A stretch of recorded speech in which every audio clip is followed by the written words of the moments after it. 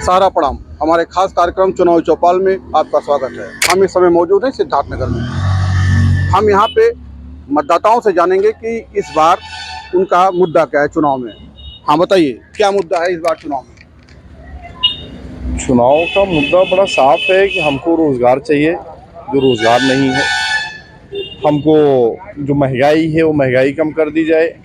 जो हमारे जैसे रसोइया हैं या और भी चीज़ें हैं, ये महंगाई और रोजगार दो चीज़ पे है, तीसरा कोई मुद्दा ही नहीं है। इस बार का चुनाव महंगाई और बेरोजगारी पे और कोई मुद्दा नहीं है। आपको क्या लगता है मोदी सरकार का जो 10 साल का कार्यकाल का रहा, इसको आप कैसे देखते हैं? ये फेल है एकदम। महंगाई, भ्रष्टाचार, तमाम चीज़ें, करप्ट सरकार है और यहाँ का पुलिस प्रशासन, नगर पंचायत, ये सब भ्रष्ट हो चुके हैं। इस नाते अब की बदलाव जरूरी है। बस सरकार भ्रष्ट है, बदलाव जरूरी है। हमारे साथ कुछ और मतदाता, इनसे जानना चाहेंगे इनकी क्या राय। क्या लगता है कि भाजपा सरकार का जो 10 साल का कार्यकाल है, इसको आप किस वजह से देखते हैं? 10 साल में बहुत अच्छा कार्यकाल मोदी सरकार का है। भारत एक नया राष्ट्र बन के उभरा है 75 वर्षों में। यहाँ की रोडों में बदलाव हुआ है। यहाँ के विद्युत व्यवस्था जो एकदम चरमरा गई थी, उसमें सुधार हुआ है। बहुत ही तेज़ी से विकास के पथ पर अग्रसर है भारत। मोदी लगता है इसको 2047 तक विकसित राष्ट्र बना के ही रहेंगे। देखिए, इनका तो ये कहना है कि 2047 तक विकसित राष्ट्र बना के रखे रहेंगे। आप कह रहे हैं कोई विकास नहीं हुआ, ये तो कह रहे हैं विकसित राष्ट्र बना के रखेंगे 2047 तक। तब कहने के लिए तो हर आदमी स्वतंत्र है। हम आज़ाद मुल्क में रह रहे हैं, सबको आज़ादी अपनी बात कहने की। लेकिन जो है वो आप भी देख रहे हैं, हम भी देख रहे हैं, इसमें कोई दूसरी बात तो है नहीं। बड़ी साफ तौर पे मैंने कह दिया इस बात को, बड़ी जिम्मेदारी के साथ कह रहा हूँ कि कोई रोजगार नहीं है, महंगाई चरम सीमा पर है और भ्रष्टाचार तो अपनी जगह पे है, उसकी कोई बात करने लायक है ही नहीं है। नहीं, आपको पिछले 10 साल मोदी के कार्यकाल में कुछ अच्छाइयाँ भी नजर आई? अच्छाइयाँ जाहिर है कि एक अच्छाई जो सबसे बड़ी हमको लगी कि जो रोड की कनेक्टिविटी है, रोड हमको एक से एक रोड मिल गए और जहाँ कभी कोई कनेक्टिविटी नहीं थी वो एक कनेक्टिविटी हुई है रोड की। और इसके अलावा तो कोई विकास हमको नजर नहीं आ रहा है। हाँ, रोड का विकास हुआ है, जो हुआ है वो उस बात को साफ तौर पे मैं कह रहा हूँ। देखिए, रोड का विकास मोदी जी के कार्यकाल में हुआ है, बाकी विकास नहीं हुआ है। देखिए, इनका कहना है सिर्फ रोड का विकास हुआ, बाकी विकास नहीं हुआ। देखिए, युवाओं को रोजगार भी मिला है। अगर ये आपके अंदर योग्यता है तो आपको सरकार कहीं ना कहीं आपका चयन भी करती है सरकारी संस्थाओं में। अगर आपके अंदर टैलेंट है तो आपको रोजगार मिला है। और ये मोदी सरकार का 10 साल का कार्यकाल बहुत अच्छा रहा।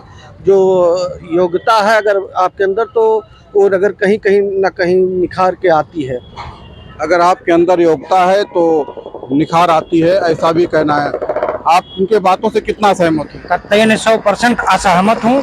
ये जो कह रहे हैं रोजगार मिला है, अभी 1 महीना पहले परीक्षा दिलाया हम लोगों ने अपने बच्चों का, जिसका पेपर लीक भी हो गया। 10 साल के रीजन में नरेंद्र मोदी की सरकार ने 1 लाख भी नौकरी दी हो तो जरा हमें प्रमाणित करके बता दें। 1 भी नौकरी दी हो, एक भी वादा इनका। गैस सिलेंडर फ्री दिया मोदी सरकार ने, कहा फ्री रहेगा, 1200 रुपया सिलेंडर कर दिया। फ्री कहाँ दिया उसने? 5 किलो राशन दे रही है तो 150 किलो तेल दे रही है। आप डीजल पेट्रोल में ले लो, हम आज मट्टी तेल हिंदुस्तान के नक्शे से गायब हो गया। ये विकास है इन लोगों का। ऐसे तमाम चीजें हैं।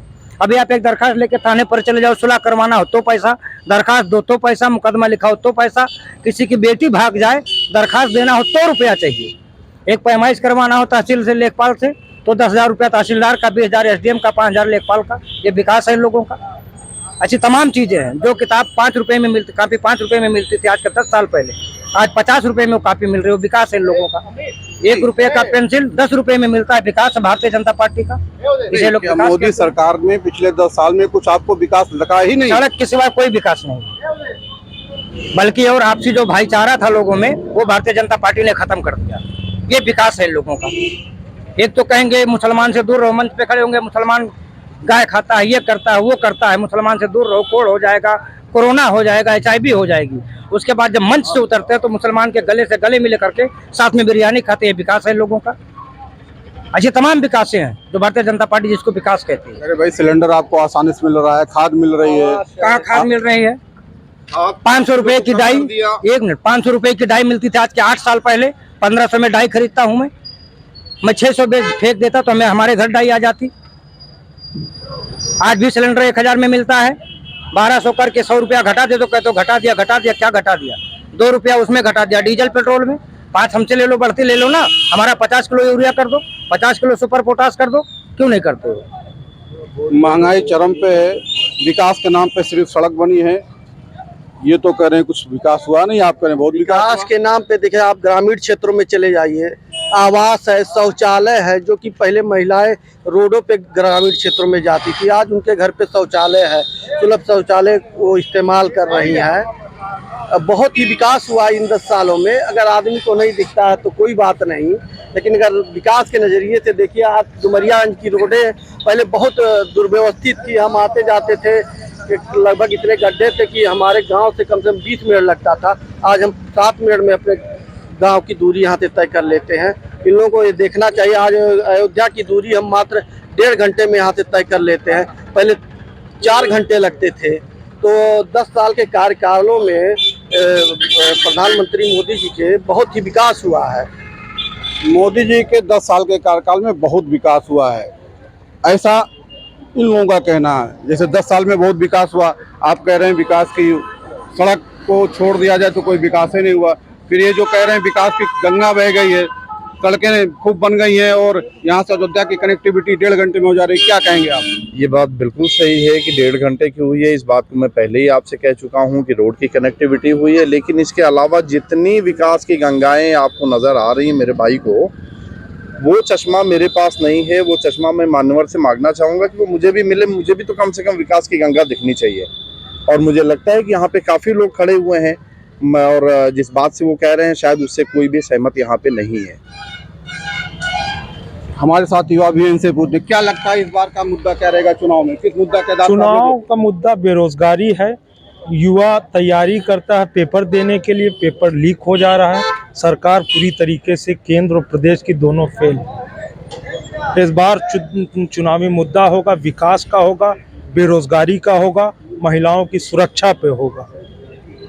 इस बार चुनाव का मुद्दा विकास, महिलाओं की सुरक्षा का होगा। आपको क्या लगता है इस बार मुद्दा क्या होगा चुनाव का? बस जो भाई साहब ने कहा कि महिलाओं की सुरक्षा, बेरोजगारी, लाचारी, बेबसी, भूखमरी, भ्रष्टाचारी, यही सब मुद्दे होंगे चुनाव में। दूसरी चीज़, ये जो 15 साल से भारतीय जनता पार्टी के सांसद बने बैठे जगदम्बिका पाल साहब, 15 साल से ये सख्त कह रहे हैं कि मैं रेलवे चला रहा हूँ। अब की चुनाव में हम लोग उनसे टिकट लेंगे डुमरियागंज से मुंबई का, डुमरियागंज वाया टू लखनऊ, डुमरियागंज बस्ती। ये भारतीय जनता पार्टी 15 साल से जो ट्रेन चला रही है डुमरियागंज से लेकर के उतरौला वाया करके, उसका टिकट अब की हमें दे दे और अपना यहाँ से पलायन कर ले। ये चुनाव होगा। क्या मोदी जी तीसरी बार सरकार बनाएंगे? इसमें कोई शक नहीं है, मोदी जी तीसरी बार पूरे भारत में पूर्ण बहुमत से सरकार बनाने जा रहे हैं। इसमें कोई दो राय ही नहीं। 400 पार, अब की बार जो 400 पार का नारा है उनका पूर्ण रूप से सत्य है। हर मतदाता मोदी जी को चाहता है, हिंदुस्तान का हर मतदाता मोदी जी को चाहता है। आपकी बार 400 पार, आपकी बार 400 पार का जो नारा है, इसको आप किस नज़र से देखते हैं? ये देखिए, ऐसा है 400 के पार होगा या कि 200 के अंदर सिमट जाएगा, ये तो भविष्य बताएगा, वक्त बताएगा। हाँ, ये बात सही है कि मोदी जी को चाहने वाले पूरी हमारी देश की जनता है। मैं भी नरेंद्र मोदी जी का भक्त हूँ भाई। वो हमारे आदरणीय प्राइम मिनिस्टर हैं, मैं उनसे अलग नहीं हूँ और मैं उनका बड़ा ही सम्मान करता हूँ। बड़े सम्मान के साथ उनका मैं नाम लेता हूँ, आदरणीय नरेंद्र मोदी जी। लेकिन जिस बात को अभी हमारे भाई ने कहा कि 400 के पार हो रही है, ये बात बिल्कुल सिरे से खारिज है। क्या लगता है आपको? बदलाव, सिर्फ बदलाव होगा। सिर्फ बदलाव होगा, ऐसा इनका कहना है। सवाल इस बात का है कि मोदी जी का बदलाव होगा या मोदी जी तीसरी बार प्रधानमंत्री बनेंगे। इस बारे में हमारे साथ और कुछ लोग हैं। मोदी जी का जो कार्यकाल रहा 10 साल का, यहाँ के लोगों का ये मानना है कि कार्यकाल इनका बहुत ठीक नहीं रहा, बहुत सारी खामियां रही, विकास कुछ हुआ ही नहीं। मोदी जी का कार्यकाल बहुत अच्छा था। विकास के मामले में पूरा भारत देश, आज देख लीजिए जम्मू कश्मीर कहाँ से था कहाँ पहुँच गया। पूरे विश्व के आदमी आज वहाँ जम्मू कश्मीर में पहुँच रहे हैं। वहाँ की पर्यटक स्थल के रूप में पूरे वर्ल्ड में पहुंच रहा है, जहां वहां के आम आदमियों की आर्थिक स्थिति में लगभग तिगुना वृद्धि हुई है और वहाँ का जो आतंकवाद था वो आज बंद हो चुका है। तो ये मोदी जी की देन है कि जम्मू कश्मीर से आतंकवाद खत्म कर दिया है उन्होंने और नए सिरे पर एक जम्मू कश्मीर को उन्होंने स्थापित किया है। देखिए, मोदी जी की देन है कि जम्मू कश्मीर में नया जम्मू कश्मीर बना दिया है।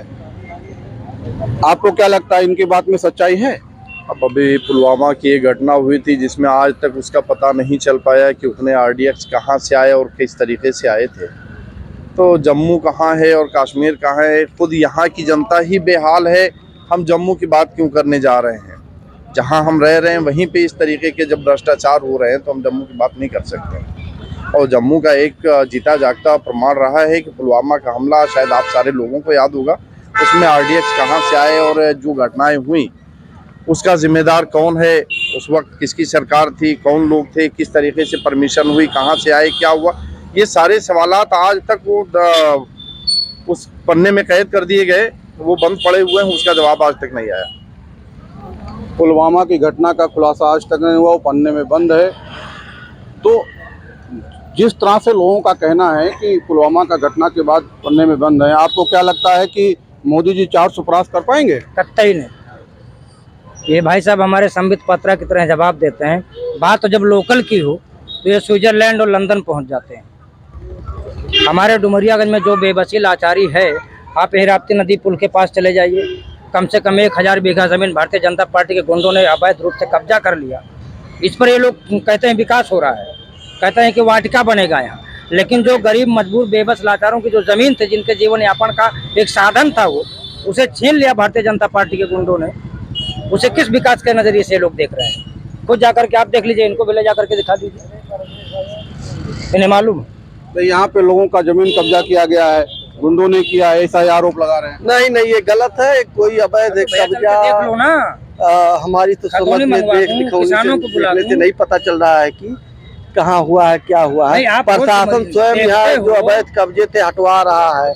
यहाँ से लेके बेवा में देखिए आप, पूर्व विधायक राघवेंद्र प्रताप सिंह द्वारा जो अवैध कब्जे थे उसको हटा के अमरगढ़ स्थल बनाया गया। जो खुद कब्जा किया है, पूर्व विधायक राघवेंद्र सिंह द्वारा इतना विकास कराया गया डुमरिया में। जाकर देखो कठौतिया आलम में आपके विधायक ने पूर्व विधायक राघवेंद्र प्रताप सिंह ने खूब विकास किया है, ऐसा इनका भी कहना है। लेकिन ऐसे लोग भी हैं जो मानते हैं कि जो विकास नहीं हुआ, सिर्फ जो है कब्जा हुआ है। इनका ये कहना है कि कब्जा हुआ, लोगों ने दबंगई से कब्जा कर लिया। क्या लगता है, ये सच्चाई है? इस बात के बारे में मैं बहुत ज़्यादा तो कटाक्ष नहीं कर सकता, क्योंकि उसके बारे में मेरी जानकारी नहीं है और मैं उस बारे में कोई टीका टिप्पणी नहीं कर सकता। मुद्दा आप बेरोजगारी और भ्रष्टाचारी मानते हैं? बिल्कुल, पूर्ण रूप से। किसको वोट देना चाहेंगे इस बार? किस तरह की सरकार चाहेंगे?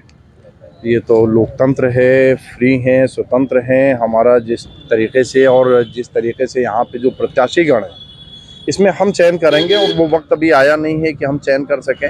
अभी तो सिर्फ एक प्रत्याशी हैं, भारतीय जनता पार्टी ने माननीय जगदम्बिका पाल जो हमारे पूर्व सांसद हैं, उनको टिकट मिला है। और बाकी उनके सामने और कौन कौन आ रहा है, किस तरीके के आ रहे हैं, अगर उसमें मुझे लगता है कि पाल साहब बेहतर है तो पाल साहब बेहतर है, उनसे कोई अच्छा आ रहा है तो वो बेहतर है। अभी हम ये डिसाइड नहीं कर सकते कि हम किसको वोट देने जा रहे हैं। नहीं, अब बदलाव चाहते हैं कि मोदी सरकार तीसरी बार बदलाव चाहते हैं, 100% बदलाव चाहते हैं। किस तरह की सरकार चाहते हैं आप?